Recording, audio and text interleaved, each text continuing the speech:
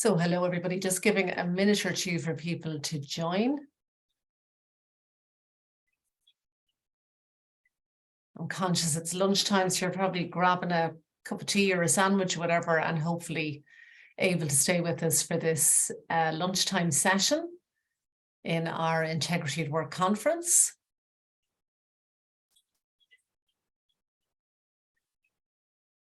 So we're having 2 sessions each day in this 4 days of webinars, and we've set them up in the morning at 9 to 10:15 and at lunchtime, hoping that that's going to work with your schedules and enable you to attend as many sessions as possible. We've played around with the format of the conference each year, so we keep hoping that we're getting the times that suit everybody, but we will be, of course, taking your feedback at the end of the week. And if you have any ideas on our formatting, we're always welcome to hear them.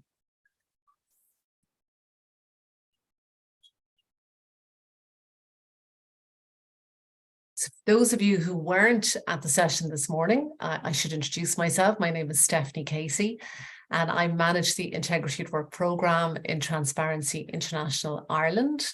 So delighted to have such a great response to this, our 6th Integrity at Work conference. We have focused this year's event on the changes that are coming into place. As many of you know, the EU Whistleblowing Directive has come into effect this year. The Irish Protected Disclosures legislation, Ireland's whistleblowing legislation, has been updated with the Amendment Act that came through in July to reflect the EU Whistleblowing Directive. And of course, that new legislation will be commenced in January 2023. So we have 8 sessions this week designed to help you prepare for that change legislation and to explore this whole area of speaking up and, very importantly, listening up. So what can employers do to encourage workplaces where staff actually do feel safe and supported to come forward and raise concerns of wrongdoing in the workplace? You should have received by now an email from my colleague James that would have come through on Friday, and that has links to all of the sessions this week. And in that email, just take a wee look back, because there's also a link to a OneDrive folder where we will be saving the recordings from these sessions. So if you can't make a session, or if you have to jump off today's session for some reason, we will be putting all of the recordings in that OneDrive folder. So just pop back in there at any stage. And if you have any difficulty accessing that, do just drop me a line or drop James a line, and we will hopefully sort that out for you.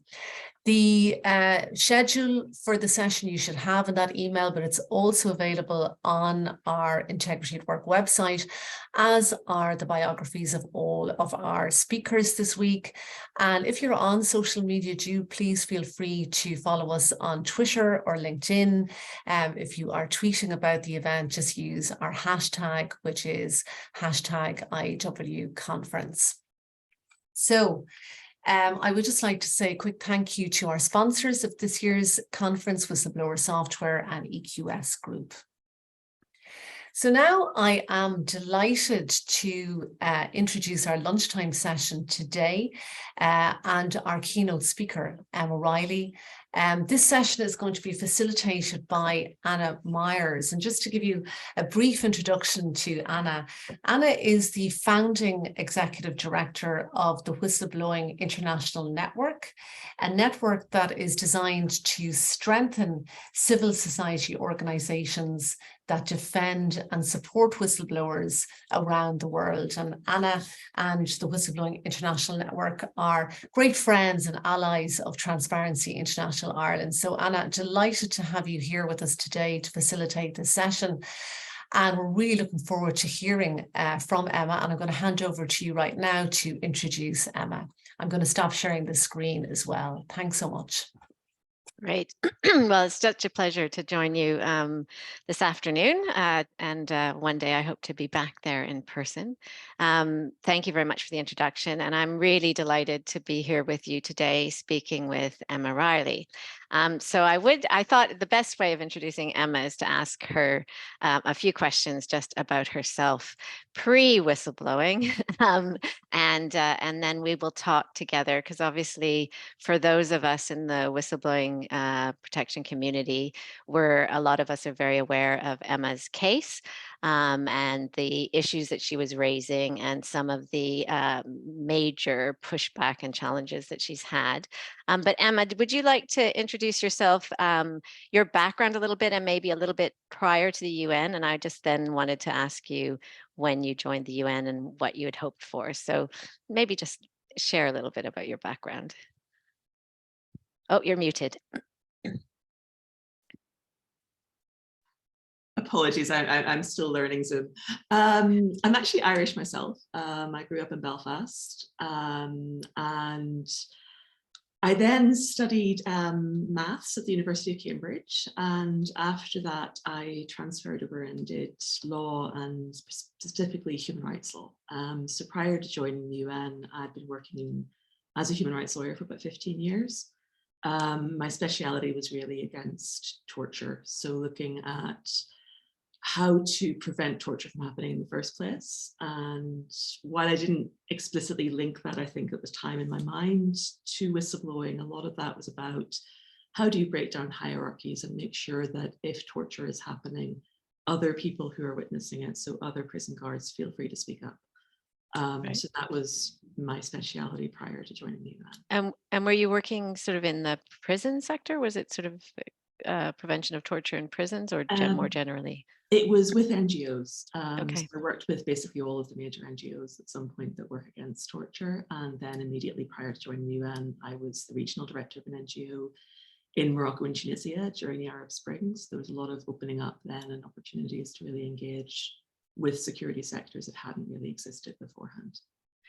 I think it's really important to ask you these questions, because I think for many people, both on, who've had this experience of speaking up and being known as a whistleblower, that word being attached to you, whether you used it or not, is to really situate you, as is so often the case, as an expert in your field, and somebody who joined the UN and was hired by the UN because of your expertise in the field. So you joined the UN in 2013? In 2012. In 2012. And you joined what part of the UN? I joined the Human Rights Council branch. So the Human Rights Council is the big international body that discusses human rights issues. It's a subordinate body of the General Assembly, but it's very specialized in all of those human rights issues, and it has 3 annual meetings. And my job is a very bureaucratic one, to support that body. I effectively saw it as a route into the UN and hoped to sort of move to something more substantive later. One of the things maybe some of the audience will be aware, and certainly if they've been getting advice from TI Ireland when they're setting up their internal policies, is this idea that sometimes it takes a newcomer into a field, and it doesn't mean a newcomer without long experience, although sometimes people think about junior staff who sort of, and maybe recently trained people who sort of see things and go, that doesn't seem right, and might start to raise it in a way that those within an organization who've been working there for a while might not see it as a problem, or have seen it as a problem but have kind of got used to something. So do you want to explain a little bit how long it took you before you were concerned about something and what that something was? Sure. We actually changed jobs within the team in early 2013, which is when I blew the whistle. And because of my NGO background, I really wanted to take over the role of liaising with non-governmental organizations, so the nonprofits. And I took over that role in January 2013. And in late January, the person who had previously had the role forwarded me an email. And it was from the Chinese delegation, and it was asking to know if specific people would be coming to attend the Human Rights Council. And my immediate reaction was, of course, we're not going to give them that information. Turkey had asked a similar question in the previous session that I was aware of. There was a policy that no such information was given over to protect the human rights defenders that would be coming.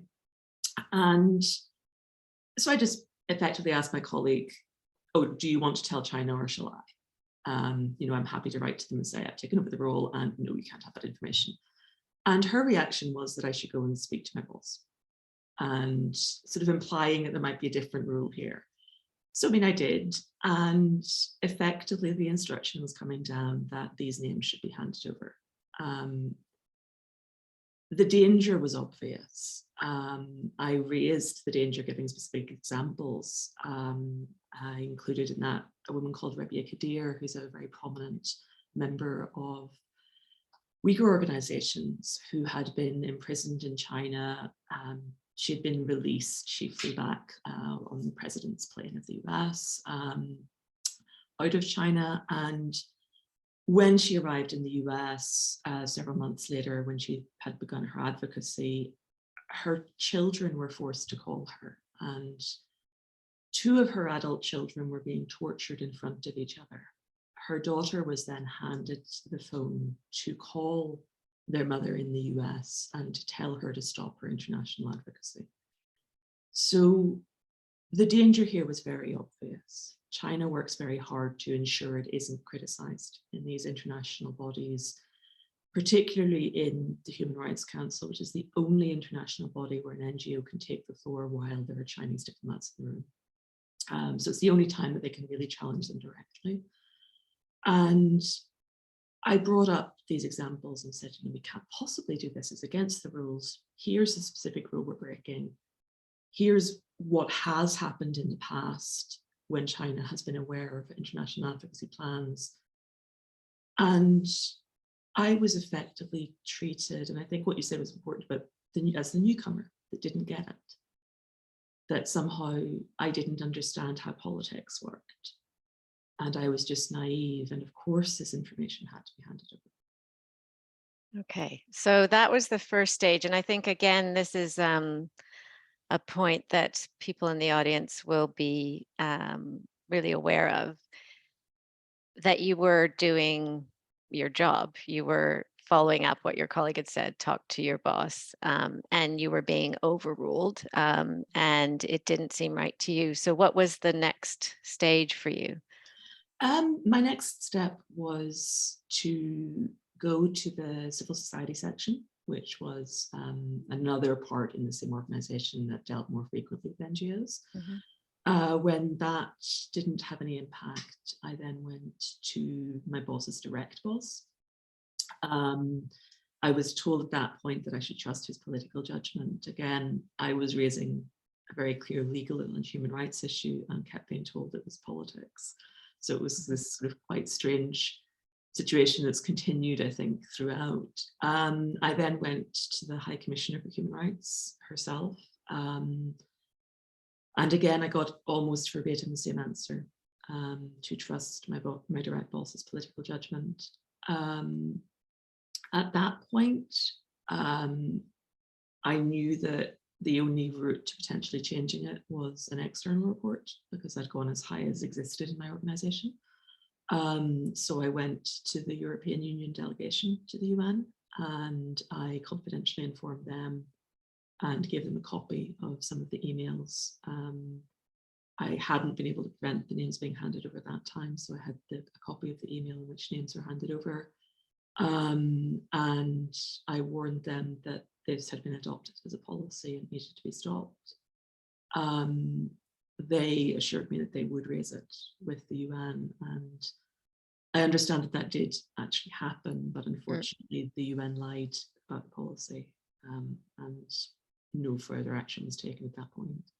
Okay, so this has taken how long, this period of time? That is in September 2013. I was very keen, actually, not to make this a big public issue, for the simple reason that, the reason China wanted these names was to intimidate people not to come.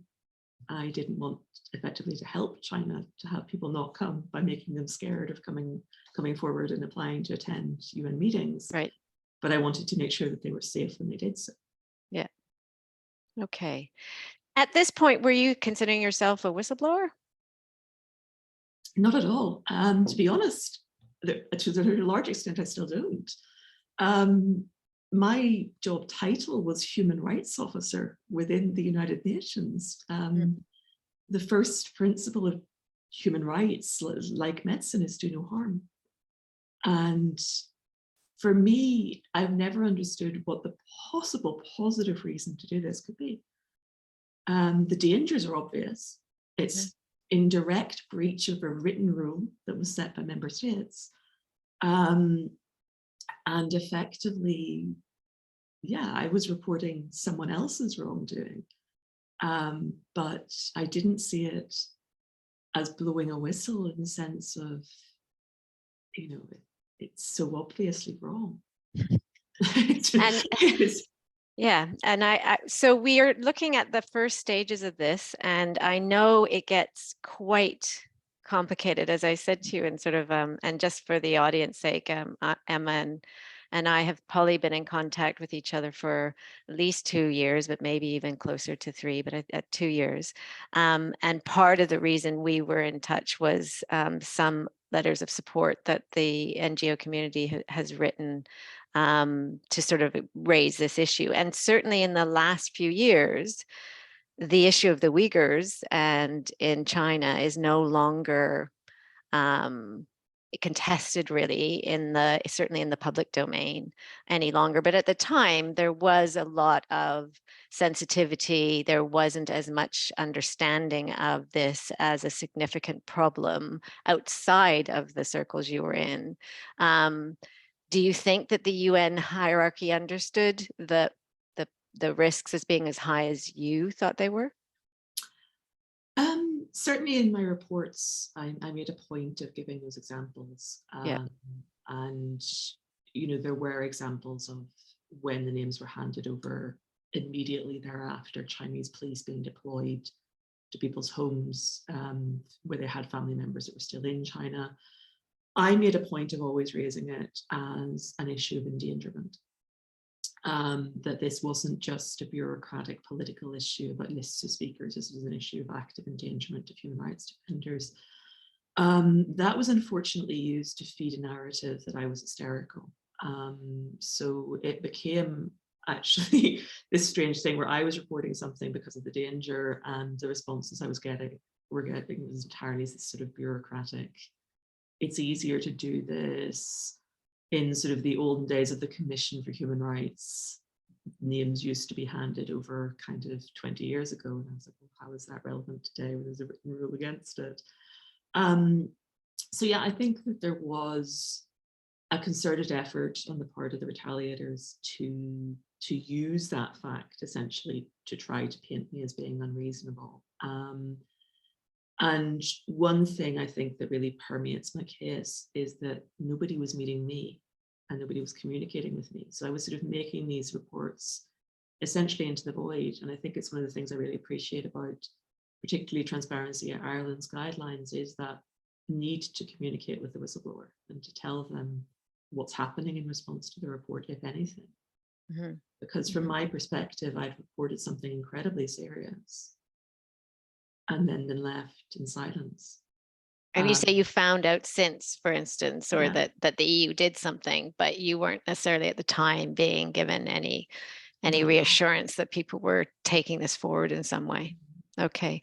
So where did it start to really, for you, become personally very difficult or professionally very difficult at the UN? I would say that was around late 2015, early 2016. I had become aware that names were still being handed over at that point. Okay. I was copied effectively on an email that showed that was the case. And so I did another round of reports. And again, I went external. That's when I discovered what had been said in the EU meeting, because my understanding had been that the EU would act.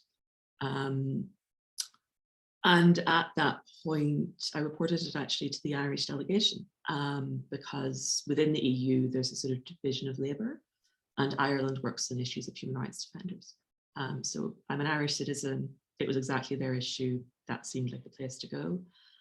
And the response from the Irish ambassador was that in order to raise it, because it had already been raised at the EU level without the follow-up, that she didn't feel that she could do anything unless she revealed that I was the source of the information.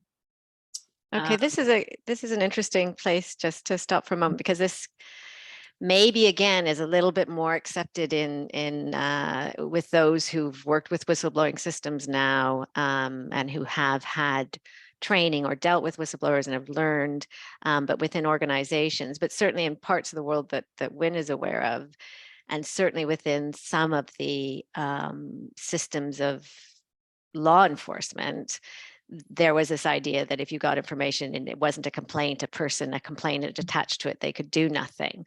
And for some of us in the common law system, that sort of doesn't make a lot of sense. We're used to kind of looking at the information. But, and this is something maybe has changed since this 2016 moment for you. But what at that point, you'd already written to a lot of people, you were already clearly associated with this issue.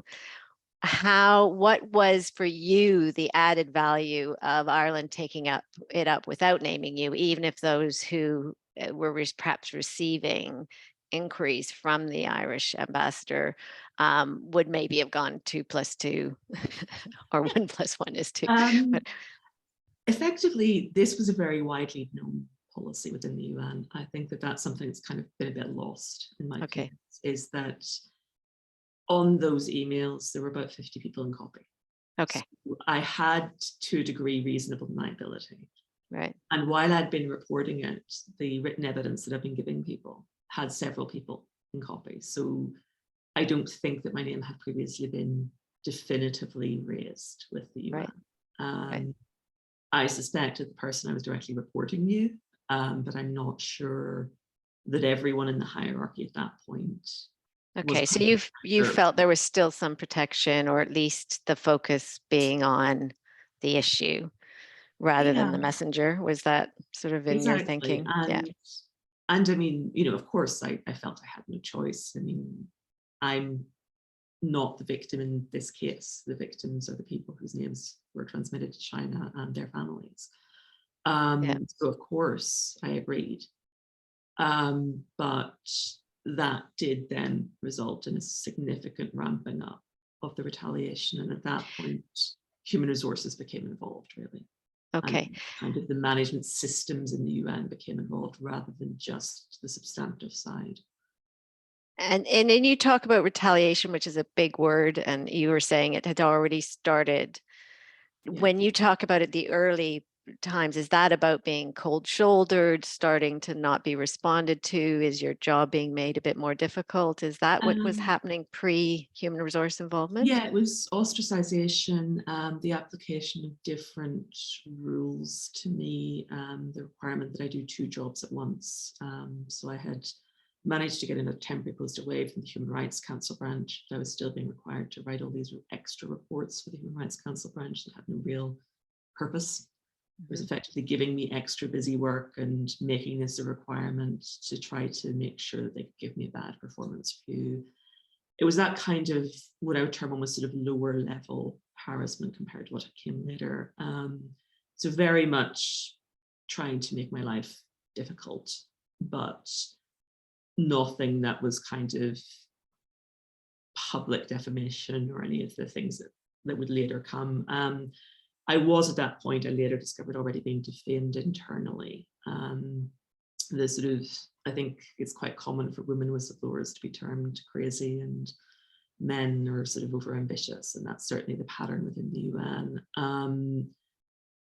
And in later 2016, after I was sort of revealed definitively as being the whistleblower, at that point I started to effectively not have functions at all. Yeah, and that was a big part of what I was aware of when we first started communicating, is this sort of non-job status you ended up having. Yeah. And that eventually led to, you know, the stress of that, being someone as, you know, certainly as I know you, very dedicated and very, you know, lots of energy on these issues, and you were slowly stripped of your responsibilities, or quickly stripped. Do you want to just describe a little bit that phase? Yeah, basically in 2016, I did, and like I said, another round of internal reports as well after I had been outed as whistleblower, because the change in management, so the people I initially reported to had actually gone at that point. So I went and saw the new Deputy High Commissioner for Human Rights, and after that meeting, she basically transferred me to a post about functions. So I was put in the office of effectively my boss's boss, the one that I'd reported his boss, and I was effectively there to do whatever he felt like giving me that day, which was often just busy work. Yeah. You know, writing reports about sort of internal management systems when you're a specialist on the rule of law. It can be quite frustrating. I was still able to get sort of some substantive work if I applied to work in emergency situations. So I did that a lot more. I went to Guinea during Ebola. I went to Mauritania a few times. And I was trying to sort of keep having some kind of career, but the only way of doing that was to apply for temporary emergency work, because anything else I was basically blacklisted for, and I was told that I was blacklisted for it. But in emergency situations, people tend to still want someone who's going to be competent and do the job. I mean, this is just the tip of an iceberg of what you've gone through, because you were formally dismissed. Yeah. When? Give us the date. I was formally dismissed in November 2021. So after. Okay, so we're talking 2016. We're still in that era, and you know, it was 5 years later that you were dismissed. So one of the things that maybe, because I know we want to have time for questions, is to sort of go through. Maybe no one can quite explain the UN system. I've been talking to you a lot. I've talked to other whistleblowers. I've talked to UN lawyers. And it's still very difficult. It's a beast. It has many parts, but there is this central part where you can make complaints. You can go to an ethics office, and then you can have a review by a sort of not a dispute resolution, but an ethics officer, a proper sort of has some of them have some independence. And then do you want to explain, you can go to a dispute tribunal?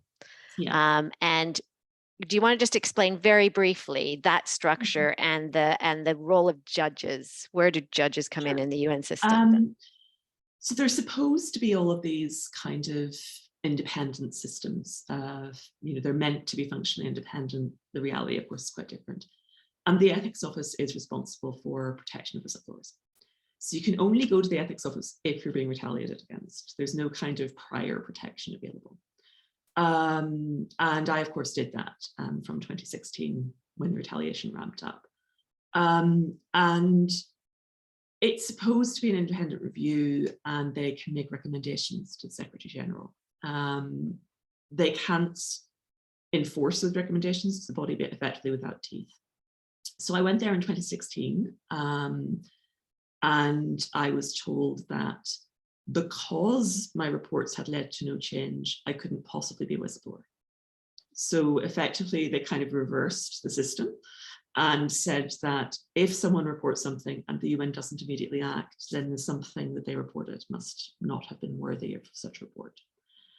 In 2018, I got a sort of second decision, and it said that the principles of do no harm, confidentiality, and the independence of the civil service were, in the view of that ethics officer, not legal principles, but merely political ones, and that it was reasonable that those could be compromised effectively for better political relationship with China.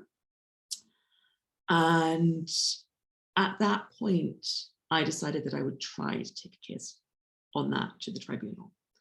And the tribunal basically doesn't usually look at ethics cases because they're supposed to be an independent function, and the tribunal, because everyone in the UN has diplomatic immunity, you don't have access to courts that are genuinely independent. You only have access to an internal employment tribunal.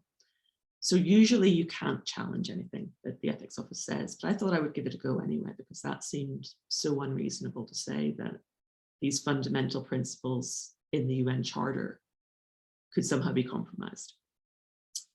So the judges can look at administrative decisions, they're called. So the decisions that are taken as a result of the ethics findings can be challenged. So I said, well, no reasonable person can look at that decision saying that endangering human rights defenders is fine and think that that was an okay conclusion for an ethics officer to reach. So that's what I tried to challenge at the tribunal. And did the tribunal take that seriously? Yeah, I had hearings at the tribunal in June 2019. And again, because you have to challenge every decision separately, there were 3 separate hearings. Right. And the judge issued his judgment in the first hearing, and he found that in failing to properly investigate my complaint, the Secretary General himself had unilaterally decided not to apply UN rules. Okay, so just one moment. These judges are part of this internal justice system.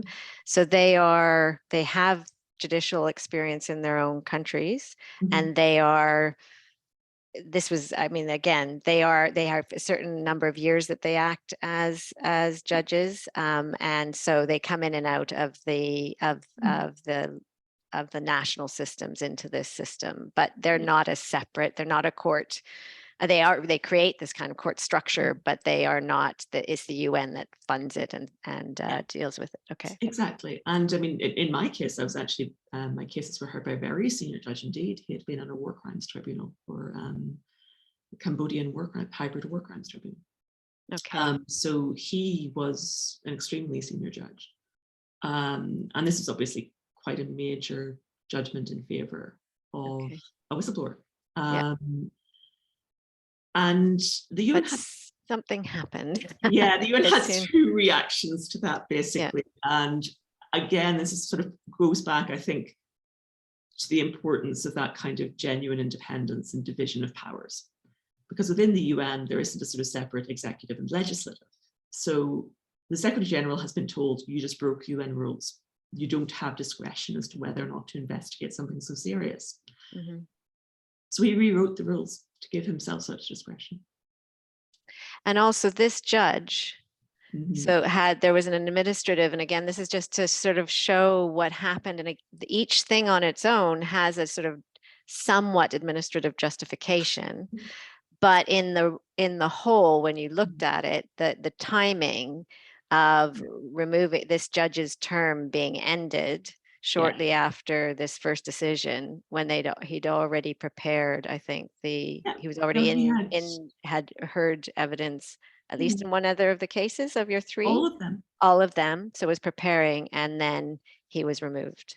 Exactly. Because his term came to an end, which there was some justification that they had a period in which they could do that and needed to do it, but they didn't need to do it right then. No, I mean, he has gone on the record and described what happened as a coup d'etat. And he has said that this could not happen in any national justice system, and shows the deep need for reforming the UN justice system. After he issued that judgment, the UN administration decided to bring forward the election of the other judges. So it was meant to happen in December. My cases were heard in June, and they decided to bring forward the election of the new judges to early July. They then also decided that instead of allowing the new judges time to take up their roles, I mean, as you mentioned, these are all people with existing judicial functions that need to resign and have a sort of resignation period, that they would consider that applied immediately. So the judge himself heard of this was on the morning of the 11th of July, when he had already submitted his judgments in my other 2 cases for sort of formatting and publication. The registrar of the court and a UN employee came to him and told him that he was functus officio, meaning that his functions had ended. And he was now no longer employed by the UN and could not publish those judgments. Okay. So, he wasn't given any notice at all, because they knew that if they gave him notice, he would publish those judgments. The UN knows the content of those judgments. I unfortunately do not, but I think I can have a good guess. Okay, and I just want to stop for a minute, and I know there's a couple more stages that we want to touch on, or I would like to touch on to just get that view. And you're talking quite calmly in this setting about this, but over those years of fighting a system, taking these cases, there was another alternative ethics officer, findings that went in your favor, and Mm. again, the rules were somewhat changed, or there was a new person put in post that didn't have to agree with that decision. Again, all looking very from a fairness and justice point of view, very difficult to understand. But what was the effect on you? And what was sort of what I mean, this has been a long road. And I know we haven't come to the end of it, but where have you been feeling as these things are happening? Are you and what have you been doing? Just increasing disbelief. I mean, for me, it was actually in 2017, one of my ethics cases was leaked to a former investigator in the UN, who then in turn gave it to the press. And at that point, the UN actually put out a press release defending this policy, which stunned me. I mean, there was immediate pushback, and they sort of started to then lie about it. For me, it was just the complete lack of respect of any of the principles that I'd been hired to uphold. That was just so shocking and disappointing. My work had always been against corruption, for creating transparent, independent systems that would work and stop this. I think at every point I felt disappointed, but I never felt that I could give up, because, as I said, they're still doing this. According to their court position, this is still policy. So effectively, I'm in this position where I've been blowing the whistle, what seems like into the void, for years. People are being endangered. The UN is saying internally, we have a right to endanger people, and we have a right to lie about it. That is their literal court position.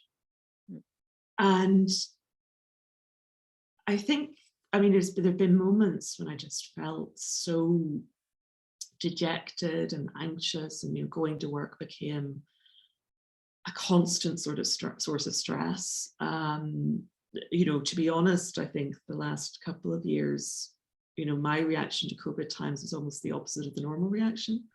Not having to physically go into work was wonderful. I had removed my functions years before. I mean, I was effectively being paid to stay at home and do nothing. And that allowed me to kind of get better, because I wasn't being constantly in front of people who were ostracizing me. Speaking to me in corridors became something that could get fired. Yeah. And a couple of my colleagues who expressed support for me were fired. The UN invented other reasons, but that became something where they deliberately destroyed all of the sort of support networks around me. And I think that I felt very alone in all of it. And that's where I think, particularly your work at WIN, and I know that TI Ireland signed the letters as well to the Secretary General, and just having those external looks really helped. And just feeling that there were people who were looking at this set of facts and were able to see them for what they were.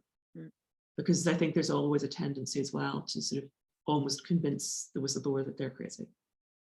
You tell that to other people, but then you try to make the person themselves feel, by isolating them, by saying, well, everyone else feels this way, why don't you? And why don't you just stop? Why are you still going when clearly, it's not in your interest?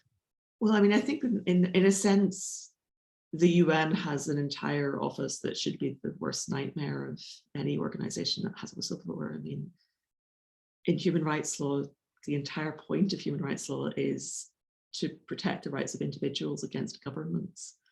So, my entire career was about being trained and training others to take on seemingly impossible obstacles, and sort of the individual against the large organizations is the way human rights are structured. So and you did use your skills as as a legally trained person, and to actually challenge all the administrative decisions and use the courts. And so can we just, again, we're closing in on the time that I'd like to start to open up to questions, but again, we're not doing justice to how tough this has been and how many fights you've had to have, and the energy and time and cost that has. But let's go to sort of the end game. Yeah. And what happened in the run up to your formal dismissal. Because on one hand, you could say this person was not dismissed for what, 8 years from the beginning of starting. So you held on to your job in some ways by challenging them and making it hard for them. But what happened? There's one event where someone showed up in your door, and then there's the actual dismissal chain of events. Do we want to just describe that? Sure. I mean, not only did I not get fired for that period, but my contract was actually renewed 4 times. I think there's no greater indication that I am telling the truth. Basically, from about September 2018, I went a lot more public.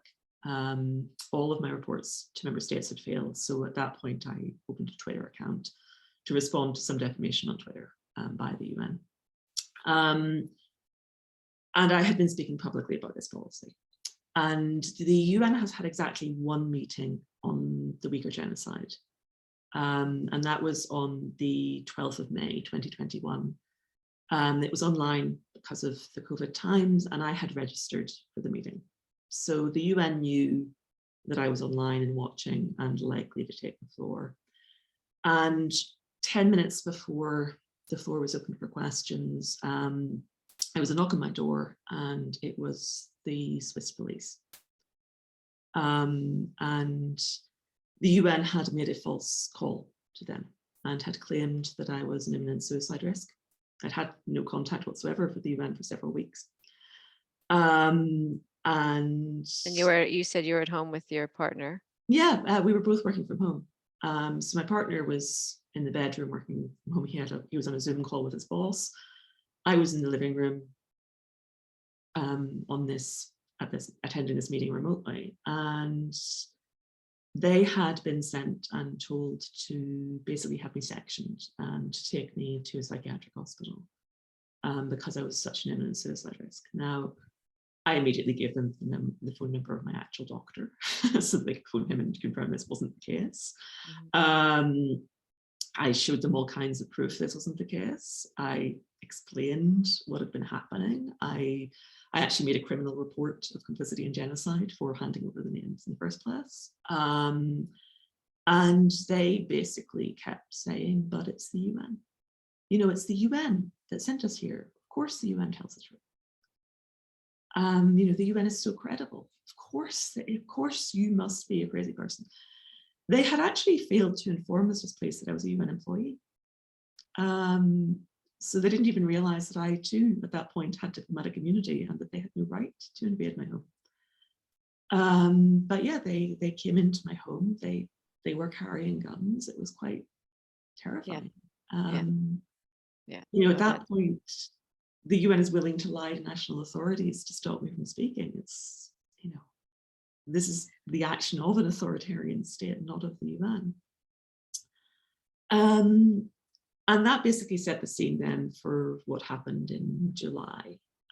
So it was a Friday night at the very end of July at about 9 p.m.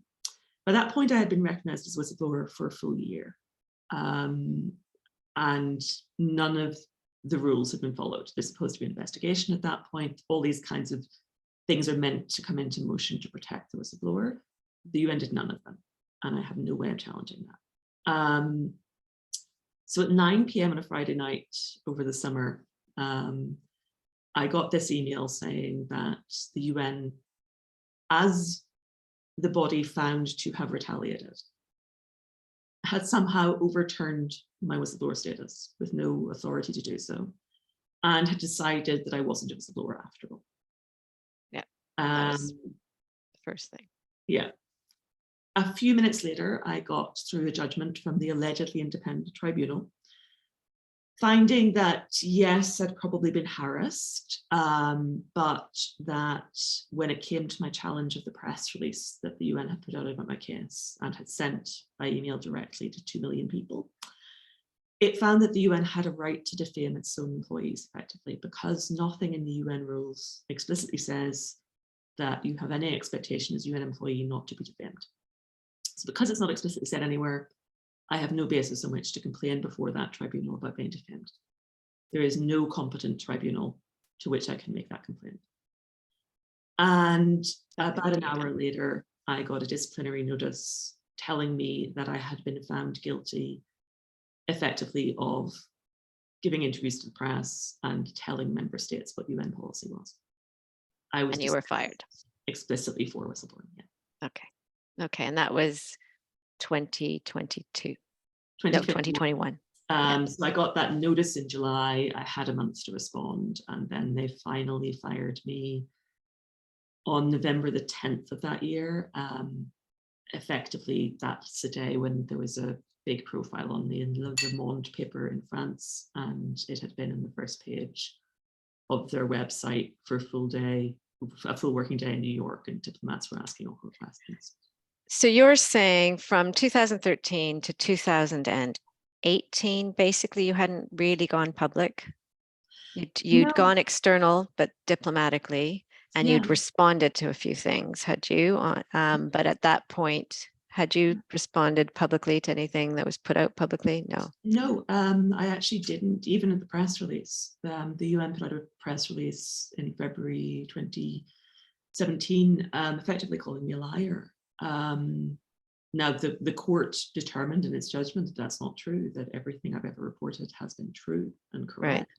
Yeah. But that I have no basis on which to make the UN take back that press release. Even then, I didn't go public. Yeah. It was after they failed to correct it, after all the internal processes against that failed. Yeah. The then High Commissioner left in September 2018, and on his very first day out of office, he defamed me and another whistleblower on Twitter. So at that point, I knew I had no internal protection. So I created a Twitter account and responded. Okay. Okay. Well, that is, an amazing story. And we know that the issues that you raised are ongoing concerns. That is now an international issue, well known, and it's still difficult to deal with. But in terms of the internal system, that, we're in some ways, you can sort of say you were, seemed so straightforward to you, but in terms of the diplomatic and the political and the public understanding, you were the canary in the coal mine, and unfortunately, a canary that wasn't allowed to stay in that particular coal mine and suffered for it. Is there anything that you'd like to sort of, before we open up, like to say about internal systems and some of the learning that you think this audience might, both in government and in private sector, might want to take away? I would say really what you said about the importance of listening, but really listen to the words the person's saying. It is perfectly possible that they might sound a bit angry, but just really listen to the issue that's being raised, because I never wanted to go public. I never wanted this policy essentially to become public, because I felt it would have a silencing effect on NGOs. If they've previously given names to China, maybe they're going to start doing it again. I genuinely thought people would care, and I genuinely thought they would stop this, and that there would be accountability. And I think that it's really about looking at kind of taking a broader view of reputational harm. That the problem with the reputation of the UN is not me revealing the UN's policy, it's the existence of the policy. And I think there's often that kind of tendency to look at the whistleblower as the problem, shoot the messenger. But to really in depth listen to what's being said and keep that person informed to the degree that that's possible. Mm-hmm. Set up a calendar of when we're going to tell you what's happening. Because for me, my genuine impression was that nobody had ever done anything. After I was fired, when I subpoenaed documents and things, I was able to see that a lot of meetings were held about how to silence me. But there's never been a single investigation into what I reported, still, a decade later. Mm. And there was never any communication directly with me about what would be done and how it would be done. And we had a question early on about what type of information would you have found helpful at this time? And I think that you've almost partially answered it, that in the early days about what would happen and how it would be done. Did you get any information if you didn't agree? And is there a sense that the whistleblowing policy covers things like this that you were raising? You know, if there are policies in the UN. Are these issues covered in it? I know the alternative ethics officer said this is exactly what, you know, if anything, it doesn't matter. It's a public interest. It's a human rights issue. You shouldn't suffer for having raised it, and this should be looked into. But did you know about the whistleblowing policy, and once you learned about it, did it fit? There was sort of compulsory training when I joined the UN Okay. about the whistleblowing policy, and I mean, of course, for me, it fitted. Unfortunately, the way the UN interprets its own policy is to mix up employment grievances with whistleblowers.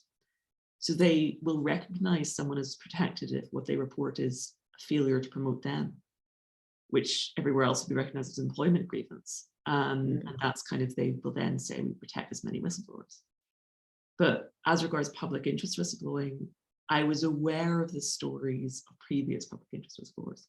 I wasn't aware of a single one that had been protected at any point. And yeah, I mean, I had actually gone to ethics very briefly earlier in 2014 under a previous ethics director, and you know, her response had been, use the information to get yourself a promotion. Effectively deprive my boss. So I didn't have a huge amount of confidence that the ethics system was going to protect me. But I did see that within the Human Rights Office where I was working, you know, this was exactly what we were supposed to be stopping from happening. Yeah. Yeah, so, it seems that's the risk that you're running, and that would be one of the things that they would want to know about. Yeah. Great. Are there any other questions? Because we have the one question on the question and answers, and we'd love for you to chat with them. I know it's not the easiest way of doing it online, but if you do have questions for her, please do pop them up. I'm very happy to ask. We were talking earlier, and I know you well as someone who's tenacious, and I was thinking about employers going, oh my God, this person went for this for so long. You know, what are people like Emma, you know, kind of the person you don't want on your staff, or the people that you do want on your staff? And do you want to answer that a little bit? I know it's a tough one, but what's the different, you know, why are you still someone that employers wouldn't look at with some trepidation just because you kept going? Like a lot of people do give up. Yeah, I mean, I'm not currently employed by the UN, haven't been for a year, and I'm still going, basically. Yeah. I mean, I think in my case, it comes down to the fact that, you know, the UN is constantly saying to me, names are still being handed over. And it isn't what they're saying publicly. So I essentially have all of this written evidence that this is still happening. So I mean, my aim now is to make sure that people effectively know that. And at the end of the day, what I can do is make sure that every government in the world is aware this is the policy. And it's up to them whether or not they change it at that point. So you want the accountability mechanisms to be working. Exactly. I would say that you do want someone like me and their staff, because I did not want to destroy the reputation of the UN. That was never my aim. I wanted to make sure the UN stopped endangering people. I wanted to make sure that people that had previously been endangered had some kind of redress for that. And I wanted to make sure it couldn't happen in the future. Yeah. But what I did not want was for the entire world to be aware that the UN does this, and for the entire world to be aware of the ways that the UN will act to basically maintain the status quo.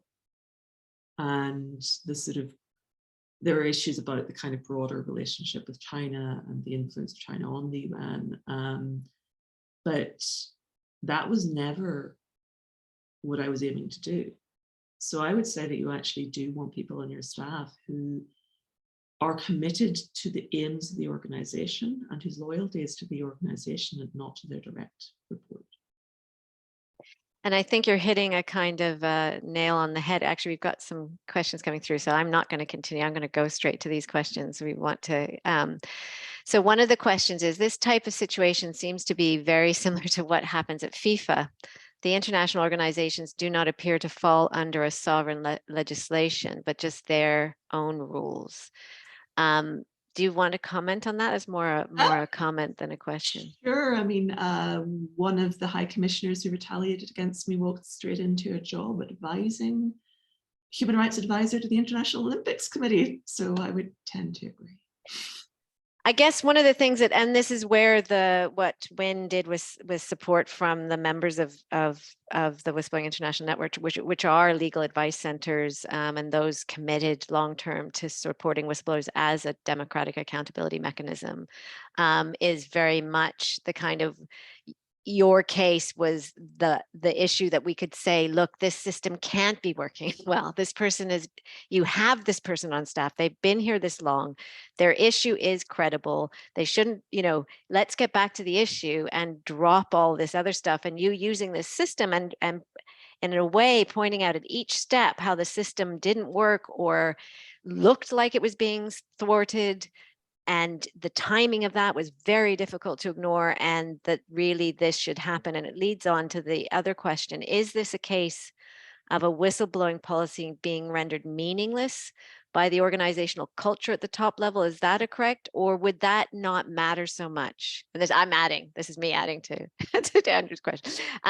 If there was more independence, you had somewhere else to go to hold that account. It doesn't mean that you would survive that process very easily, but that there would be a court case that they felt they needed to respond to. What is it, a policy culture issue, or is it a legal accountability mechanism problem? I think it's a separation of powers issue. I think it fundamentally comes down to rule of law. I think it's correct. It's rendered meaningless by the organizational culture, but it's that thing about power tends to corrupt, and absolute power corrupts absolutely. In the UN, there's absolute power that doesn't exist anywhere else on earth. Every single person I was dealing with has absolute diplomatic immunity for everything they do, because that's how the UN interprets it. So, if they're citing diplomatic immunity for child rape, they're going to cite diplomatic immunity for a decision that's being presented as a bureaucratic one to hand into China. And just to put that in context, there was another case where someone raised concerns about UN peacekeepers, and did report it to the national government whose peacekeepers were in the country, and was eventually left the UN, never went public at the time. But from those of us, again, more in the common law systems where child protection is, and there is no confidentiality, what was used was he went outside the UN system, even though he went to the police, who then of that country, who could then investigate. And this was as someone else in the High Commission field, and it just didn't make sense. It's again this idea that you start with immunity and then you work backwards, whereas all of us would say you start with protection and the substance, and then work out whether immunity causes a problem in investigating, and how do you deal with that. Exactly. And actually, one of the ethics conclusions in my case, based on the fact that the UN's internal court system and there was eventually a genuinely independent body that looked at that case and said that, of course, he should have given the names of the children to the French government, because it was French peacekeepers that were using them, because you can't investigate a crime if you say somewhere in the Central African Republic children are being abused, go forth. You have to actually say these children are being abused, find the perpetrators, arrest them, get them out of there, protect the children. The ethics office interpreted that because he had the right and was found to have had the right to give the names of victims of abuse to national authorities to enable the abuse to be stopped and investigated, that my boss had the right to give names to the Chinese government in order that that their families be targeted. So it was this incredibly bizarre situation where effectively they weren't able to look at the ethical distinction between an attempt to protect victims of a crime and an attempt to actively endanger people. Yeah, it's when a rule is just applied arbitrarily as a rule, as opposed to what the rule is meant to achieve. I'm going to throw this last one in. I know we're already past, we're at 2:00, but Sorry. this other one said, firstly, and I wanted to say this, I would like to compliment you on staying in your position for so long when most people would have run away. Secondly, do you think there is a risk to whistleblowing policies in each country when an organization exists that can override policies? And do you think there would be a wider legal benefit in having an independent legislative structure? As a lawyer, more lawyers, I'm not sure, but please go ahead and more lawyers. That's all we need. No, I think actually, there was a point in my case when in 2018, I was told that every human resources issue concerning me was now being passed via the UN's lawyers. And I said to them, well, that's going to guarantee a negative outcome.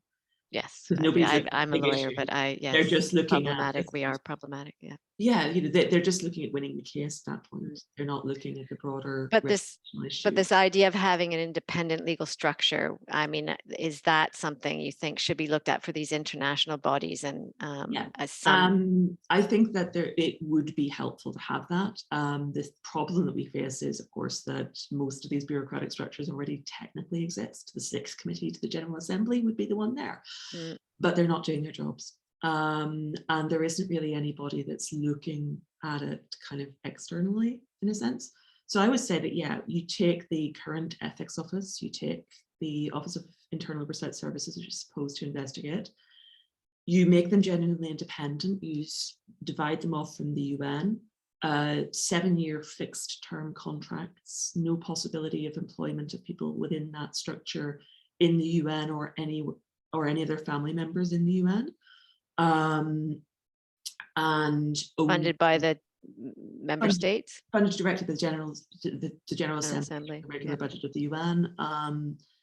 In much the same way as OIOS and the ethics office are currently funded, but just genuinely make them independent and don't have them making recommendations to the Secretary General, because in my case, he's the main retaliator. So how is that helpful? So, have it that these are binding things and that they are the ones that take disciplinary decisions for the people who retaliate against whistleblowers. There are many experts within the UN on rule of law who could set that up in a split second. It's a decision not to, essentially. Yeah. Thank you so much, Emma. The last comment was whether or not you had contact or have been in touch with Zambon and the WHO pandemic cover-up. So Dr.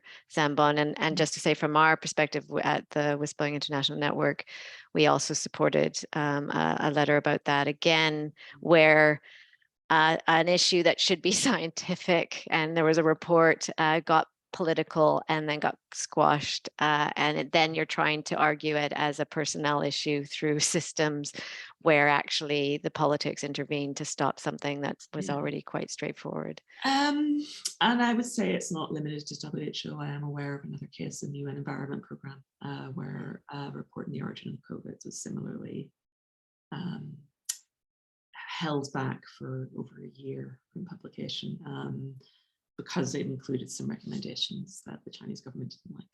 So yeah, there is a pervasive problem.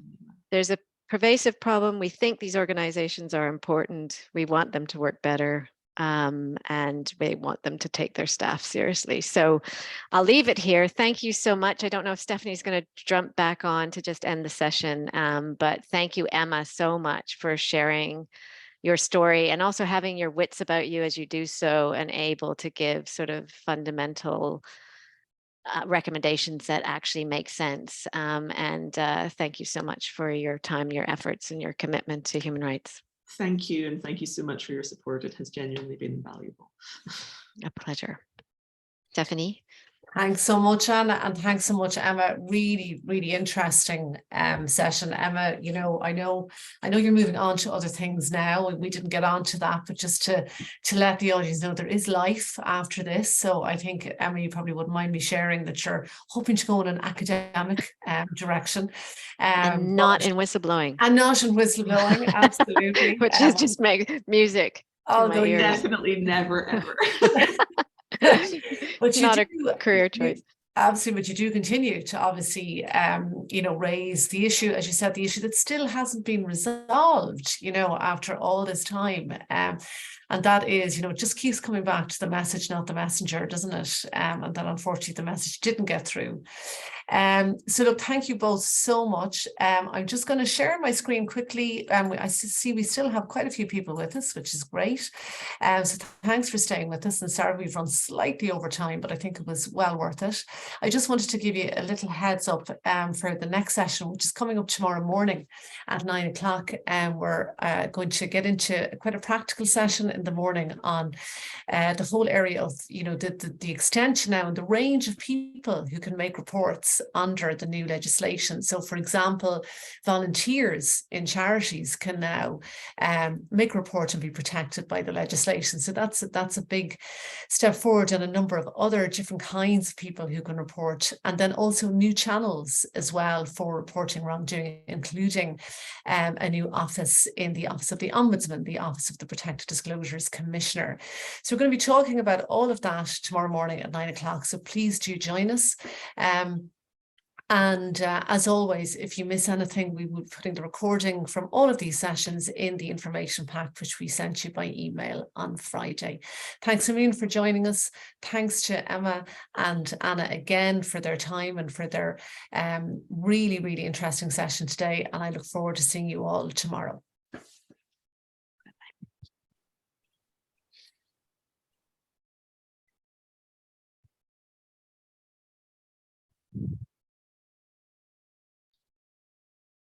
Thank you so much. Thank you, Emma. That was a pleasure speaking with you. Thanks, Stephanie. Bye-bye. Thanks both. See you again soon. Bye-bye. Take care. Good luck with the rest of the conference. Thanks a million, Emma. Take care. Take care. Bye-bye.